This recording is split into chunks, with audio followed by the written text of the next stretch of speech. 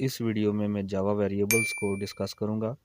जावा variable एक container की तरह होते हैं जो कि प्रोग्राम की एग्जीक्यूशन के दौरान डाटा वैल्यूज़ को स्टोर करने के लिए इस्तेमाल होते हैं। वेरिएबल एक मेमोरी लोकेशन का नाम होता है और इस मेमोरी लोकेशन की वैल्यू प्रोग्राम की एग्जीक्यूशन के दौरान तब्दील हो सकती है। प्रोग्राम की एग्जीक्यूशन के दौरान जितने भी ऑपरेशंस हैं वो इस मेमोरी लोकेशन पर परफॉर्म किए जा रहे होते हैं। जावा वेरिएबल को इस्तेमाल करने से पहले प्रोग्राम में उसको डिक्लेयर किया जाना ज़रूरी होता है और जावा वेरिएबल को डिक्लेयर करने के लिए डाटा टाइप बताई जाती है और उसके बाद वेरिएबल का नाम बताया जाता है। जैसा कि आप देख रहे हैं, इंट काउंट काउंट अब वेरिएबल का नाम है जबकि इंट डाटा टाइप है।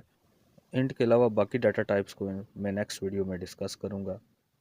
डाटा टाइप इस बात का तयन करती है कि वेरिएबल को किस किस्म की और कितनी क्वांटिटी में कोई भी वैल्यू असाइन की जा सकती है। किसी भी वेरिएबल को इनिशियलाइजेशन के ज़रिए या उस वेरिएबल को यूज़र से इनपुट लेते हुए कोई वैल्यू असाइन की जा सकती है।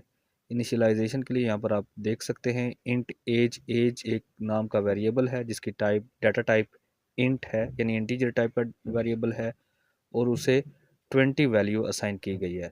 यहाँ पर असाइनमेंट ऑपरेटर को इस्तेमाल करते हुए 20 वैल्यू को वेरिएबल को असाइन किया गया है। इस वीडियो में इतना ही। अगली वीडियो में जावा वेरिएबल्स की डिफरेंट टाइप्स और डिफरेंट टाइप्स के जो डाटा टाइप्स हैं उनको डिस्कस करूँगा।